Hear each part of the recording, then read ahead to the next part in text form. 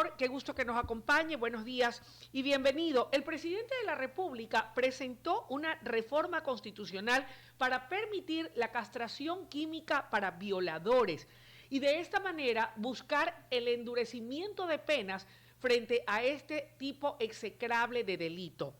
La petición deberá ser aprobada por la Asamblea, pero antes la Corte Constitucional deberá dar luz verde a esta propuesta del Ejecutivo. Es por ello que este tema ha vuelto al debate y quisiéramos iniciar esta entrevista agradeciéndole primero su gentileza y preguntarle qué es la castración química y desde cuándo se practica en el mundo. Buenos días, licenciada Luisa Delgadillo, el reconocido soy yo por esta gentil invitación y también envío un cordial saludo para todos quienes nos ven y nos escuchan a través de WQ Radio. Esto de la castración química, que entre paréntesis me da la impresión de que la palabra castración para este método y procedimiento está mal utilizada. No es nueva, viene aproximadamente desde el año de 1966, en que estudios demostraron que aplicar tratamientos hormonales inhibían la libido en hombres. Esto que inicialmente se lo investigó con fines punitivos, después resultó ser una bendición, porque estos tratamientos hormonales se utilizan mucho en cáncer de próstata y han salvado muchas vidas. Y sin embargo, en cuanto al fin inicial que motivó las mismas, sigue en discusión, porque no es un método definitivo, es reversible. Una vez que el paciente deja de tomar o se le deja de administrar la medicación, nuevamente restablece su libido, de tal manera pues que es, a mi manera de ver, una forma de tratar con paños tibios delitos tan atroces como es la violación principalmente a niños y a menores de edad. ¿Cómo entender entonces, y tal vez sea el desconocimiento, y yo misma me respondo, que de alguna u otra manera ha provocado reacciones unas a favor y otras en contra, estimado doctor? Porque, claro, frente a delitos execrables como el de una violación, ya sea de una menor de edad o de una mujer adulta o de niños incluso y de hombres, uno dice, este delito execrable tiene que ser castigado y penado con toda la rigurosidad que se pueda emplear o implementar. Cuando hablamos del tema de la castración química, ¿cómo es este procedimiento? ¿Cómo se realiza? ¿Qué riesgos conlleva? Si conlleva algún riesgo cuando una persona tiene alguna enfermedad preexistente o determinada. Bien, mire, hablemos primero de lo que es la castración. Hace muchos años en sociedades y colectivos, en realidad sí se castigaba este tipo de delitos de una manera bastante cruenta, mediante la emasculación. ¿Qué quiere decir emasculación, doctor? La eliminación del pene y de los testículos a los violadores. Mire usted, emasculación. Pene y testículos, eso se llama emasculación. Después vino la castración, y la castración en sí es la extirpación de los testículos. Eso es castración. Después apareció allá por la década de los 60 este concepto de la castración química, y que consiste simplemente en inhibir o disminuir la libido, el deseo sexual en los hombres, usando hormonas generalmente femeninos derivados de un esteroides como son los progestágenos. Básicamente se empezó con una droga que era el dietil-etilvestrol, pero después con una hormona, un progestágeno de depósito, que es la medroxiprogesterona, que en las mujeres se las usa como un anticonceptivo inyectable cada 3 o 4 meses. Y actualmente hay otro medicamento con el cual están haciendo este tipo de procedimiento, la castración química, que es la ciproterona, que también es un anticonceptivo oral que generalmente lo toman las mujeres y se lo hace de una manera continua. En los hombres, estos medicamentos tienen la particularidad de disminuir o eliminar transitoriamente el deseo sexual, pero una vez que pasa la acción del medicamento, este vuelve. Y si esto no va acompañado de un proceso de rehabilitación del individuo, especialmente en su esfera psiquiátrica, psicológica, no va a funcionar para nada. Entonces, si es que se aprueba este tipo de acción punitiva, tiene que a su vez plantearse cómo se va a tratar desde el punto de vista psiquiátrico a estos pacientes, por llamarlos así, aunque merecen otro calificativo. Pero hay algo que también tenemos que mencionar. Una cosa es el deseo y otra es el instinto sexual.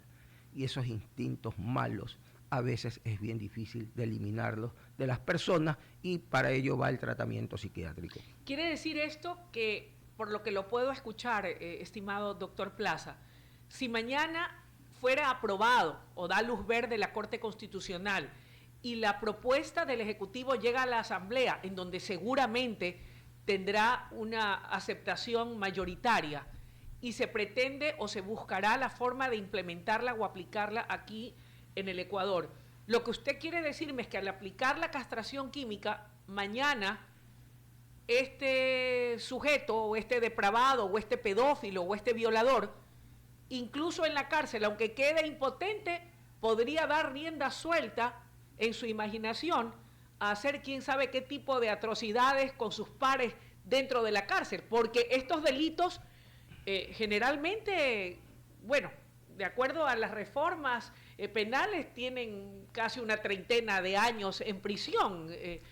Pero mire que el deseo y la libido generalmente se van perdiendo con el paso de los años, pero lo que nunca se pierde es el instinto sexual. Okay. Entonces tú ves que hay personas a veces ya adultas y ancianas de ambos sexos que ese instinto no lo pierden aunque ya no puedan. Es decir, es la típica frase, quiero, pero ya no puedo. Cuando nace este método de la castración química, generalmente se lo hizo para tratar de controlar dos situaciones que ya habían denunciado o se habían denunciado a nivel mundial, que era la pedofilia y la pederastia. Para eso se utilizaba este tipo de procedimiento de castración química. Después pues se los extendió para estos delitos atroces como son la violación a niños y niñas. Cuando hablamos de pedofilia es el abuso de estos psicópatas a menores de edad. Y en el caso de la pederastia, doctor, perdóneme, no lo tengo en este momento en la mente. La pederastia es algo medio similar, es decir, es la relación de una persona adulta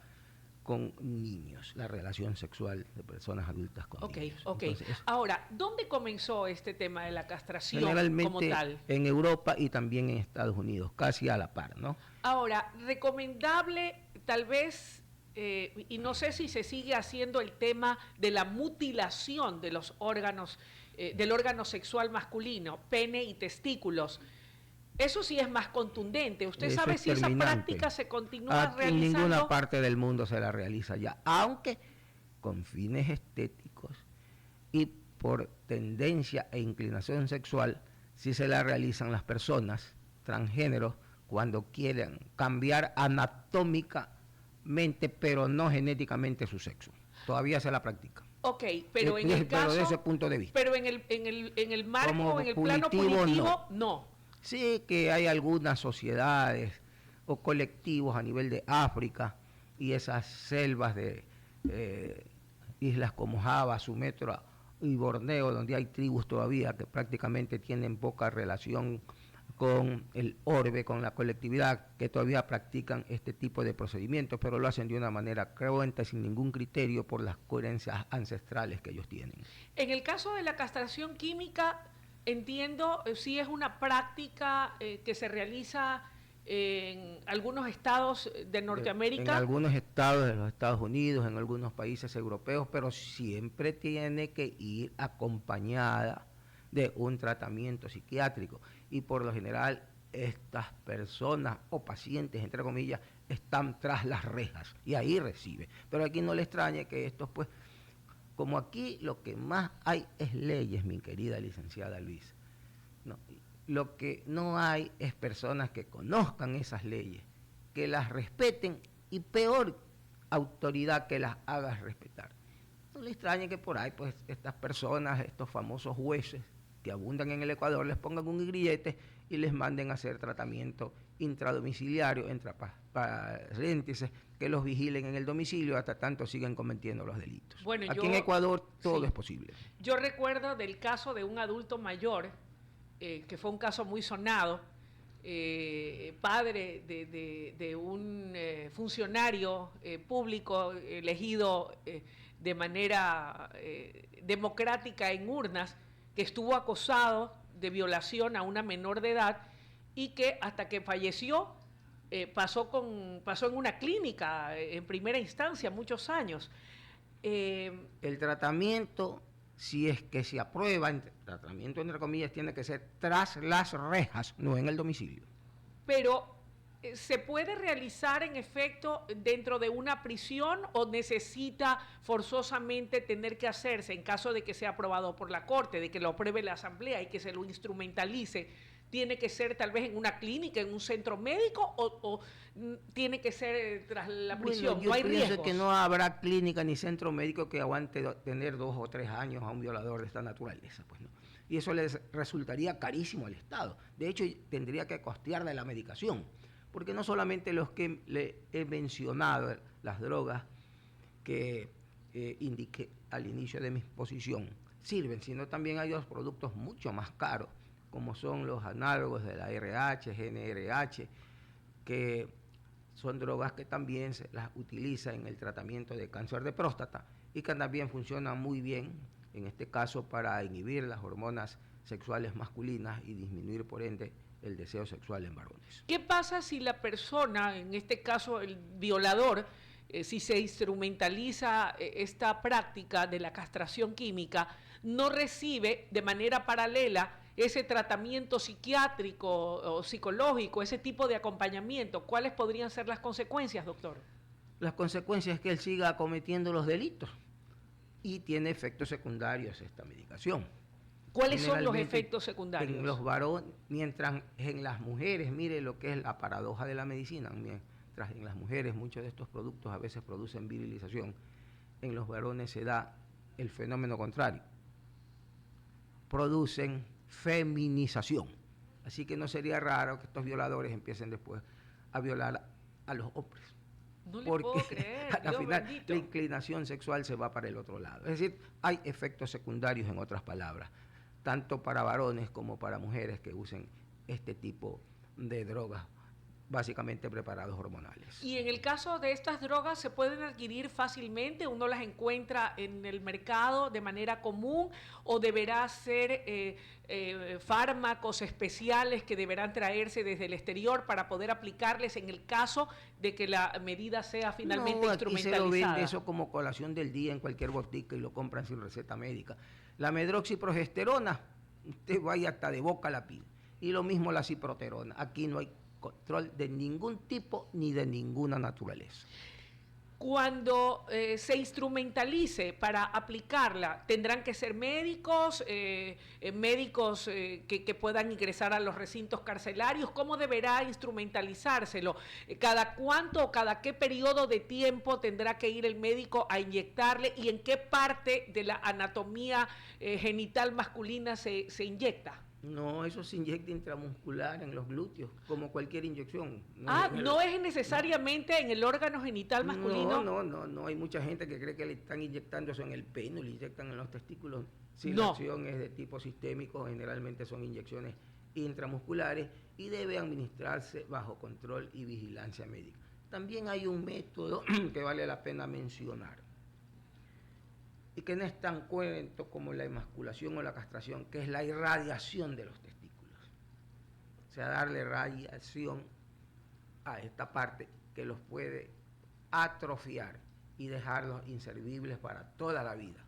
Y que en todo caso también podría ser considerado en algún momento, irradiar los testículos. ¿Esta irradiación que atrofia los testículos sí se practica también? No se practica, sino que es un método que también podría utilizarse, ¿okay? Y eso sí es prácticamente irreversible.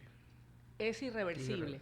Ahora, en cuanto a la periodicidad de tiempo, o sea, ¿cada cuánto se tendría que inyectar de forma intramuscular a estos violadores, pedófilos, pederastas? que cometen estos actos execrables y que van a prisión, porque el decreto presidencial es castración química y cárcel. Así tiene que ser, y tratamiento psicológico ahí, claro, para ver si logran rehabilitar a este paciente, entre comillas, aunque usted muy bien sabe, como dice el refranero popular, que árbol que crece torcido difícilmente endereza. Depende de la droga que se esté administrando, la periodicidad del control. Si es la medroxiprogesterona, cada 3 o 4 meses.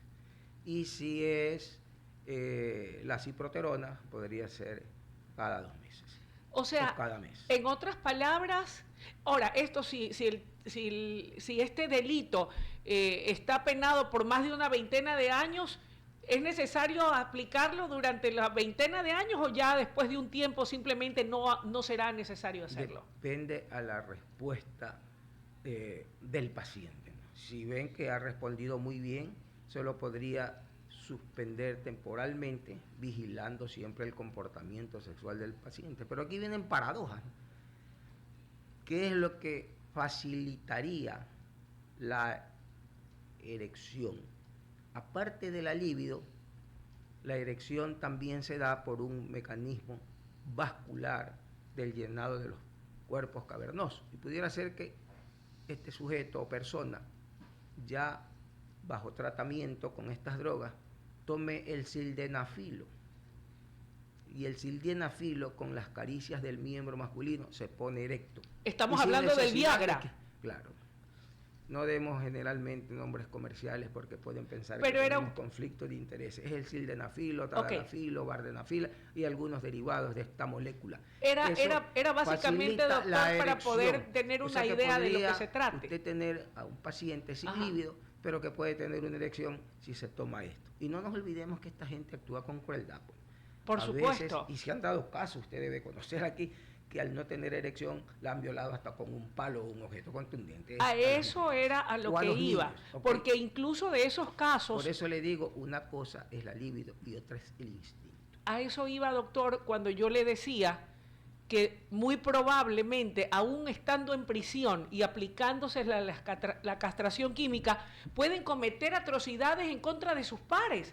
Por eso entonces la importancia, como usted señala, del acompañamiento psiquiátrico. Psiquiátrico, ¿no?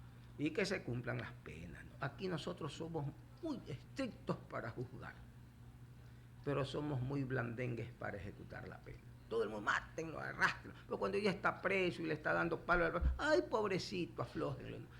Generalmente manejamos esa dicotomía de conceptos y procedimientos y por eso estamos tan atrasados como sociedad. En todo caso, y en buen romance, doctor, ¿considera usted que de ser aprobado por la Corte Constitucional y respaldado por una votación mayoritaria en la Asamblea, se puede sí instrumentalizar aquí en el Ecuador? ¿Se requiere de alguna de procedimientos especiales, regulaciones, un reglamento? ¿Cómo instrumentalizarlo, cree usted? Este reglamento tiene que ser no solamente elaborado por jueces, sino también tienen que intervenir médicos especialistas en el tema, sexólogos y endocrinólogos y psiquiatras. Los abogados, cuando se meten a legislar sobre cuestiones de salud, hacen barbaridades, horrores, zapatero a tus zapatos. Pero desgraciadamente estamos aquí en manos de ellos. Y como bien se dice, si se aprueba la ley, peor es nada. En todo caso, va a ser vital, la intención es buena, más sin embargo, habrá que implementarla e instrumentalizarla, tomando en consideración, como usted señala, y esto es muy importante para quienes nos escuchan, la participación complementaria, no solamente de quienes en la Corte Constitucional como jueces den luz verde, y que en la Asamblea los legisladores seguramente votarán mayoritariamente por esta propuesta del Ejecutivo, la castración química, sino que debe haber un sexólogo, médicos, psiquiatras, endocrinólogos, esto también es Esos vital. Son los que tienen que elaborar el reglamento de aplicación, no los abogados. Perfecto, perfecto. Si es que se la aprueba. Doctor, si es que se la aprueba. Oiga, inevitable en estos últimos minutos que nos quedan, gracias por habernos aclarado el panorama de lo que es la castración química, de cómo se aplica, usted ha dicho, en Europa, en Estados Unidos, cuando en los primeros inicios se realizaba en para cambio la una... pederastia y la pedofilia. Así es, de manera de carácter punitivo, y usted señala que primero se eliminaban, se mutilaban testículos. Eso fue hace antaños. Y pene. Eso se llama emasculación. Emasculación. Y la castración en sí es la eliminación, generalmente por vía quirúrgica de los testículos. Era hace muchos años, como usted señala, de carácter punitivo, en Europa, dice usted, y en Estados Unidos. No, en sociedades, bueno, ya hace muchos siglos en ciertas sociedades. Pero sin embargo se practica para aquellas personas que quieren cambiar de sexo. Eso es un procedimiento muy cruento, mutilante para personas que quieren cambiar físicamente, pero no genéticamente del sexo, porque el sexo genético no lo cambia nadie. Oiga, pero no sería, y le pregunto a usted que es el experto, ¿no sería más bien recomendable esta castración de la mutilación del pene y de los testículos en lugar de la castración química para los violadores? Eso ahorita sería muy cruento, ¿no? Lo que podría avanzar un poco más es que le irradien los testículos. Ya no necesitan operarlo, sino llevarlo pues a un sitio donde hayan estas máquinas con las que se tratan a los pacientes con cáncer. O sea, aquí tenemos cómo hacerlo. Claro, y le irradian bien irradiados los testículos y eso prácticamente es irreversible. Y con eso queda impotente se lo hace el violador. Con eso queda impotente el violador. Oiga, pero con lo que usted ha dicho, el hecho de que por ese instinto y sobre todo maligno de estos pederastas y de estos pedófilos, habrá que tenerlos en cárceles especiales y solitos, encerrados, como hay estas cárceles en los Estados Unidos, porque donde quedan impotentes, pero les aflora ese instinto malsano, claro, y de maldad, como usted bien señala, podrán querer introducir palos, objetos y hacerle barbaridades a sus pares. Es que eso ya se ha visto, pues usted lo sabe. Así ha es. sido denunciado siempre en la Crónica Roja eso, ¿no? Entonces, sería recomendable también que este tipo de sujetos estén solos bajo estricto control judicial y vigilancia médica. Ok. Doctor, tenemos ya nuevo ministro de Salud finalmente, y luego de que estaba en acefalía y de que el último ministro estuvo solo 37 días, no sé qué le pasó el anterior, pero renunció a sus funciones, tenemos ya un nuevo ministro en esta cartera de salud tan delicada. Tal vez, y a manera de corolario, para ir cerrando la entrevista rápidamente, usted como un médico de trayectoria, de experiencia, ¿qué se permitiría sugerir para la nueva autoridad frente a una cartera de Estado tan delicada y de tanta responsabilidad? Bueno, como se dijo, habemos papa. El consuelo, pues, que por lo menos es médico. Y le deseo a este nuevo funcionario la mejor de las suertes. Si quiere hacer una buena labor, cambie el marco legal, elimine a las mafias y saque del CERCOP o portal de compras públicas la adquisición de medicinas e insumos médicos. Eso es lo que hay que hacer. Aquí, lastimosamente, los ministros no dictan las políticas, las dicta el gobernante de turno. Cuando alguien acepta una cartera de Estado, debería decirle al presidente o condicionarlo: te acepto la cartera si haces esto, lo de acá y lo de acá, porque si no haces lo de acá, esto y lo de allá, no voy a poder hacer una buena labor, y eso nunca se da. Es decir que un funcionario queda maniatado por determinada normativa legal y por las mafias enquistadas en el sector público. Y por el marco legal, esta maraña que hicieron, que desgraciadamente tiene sumido al país en una crisis profunda en todos los órdenes.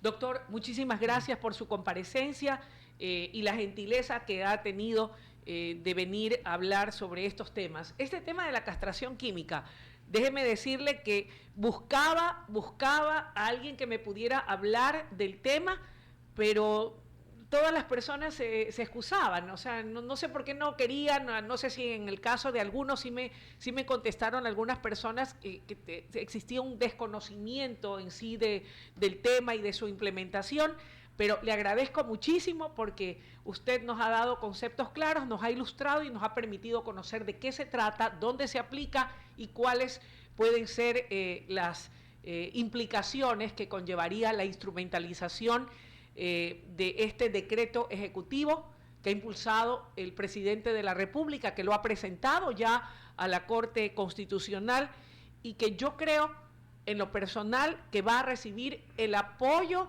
mayoritario de la Asamblea y de los ecuatorianos en general, porque crímenes como este, el de la violación, y peor, a todos, hombres y mujeres, y sobre todo a menores de edad, es un crimen que no puede quedar en la impunidad y que creemos también debe ser castigado con toda la rigurosidad de la ley. Gracias, doctor Plaza, y que tenga usted un buen día. A usted también, licenciada Luisa Delgadillo, un abrazo para todos quienes nos ven y nos escuchan por W. Muy gentil y agradecidos por su paciencia. Muchísimas gracias a usted. Vamos a una breve pausa y enseguida volvemos con más aquí en WQ Radio.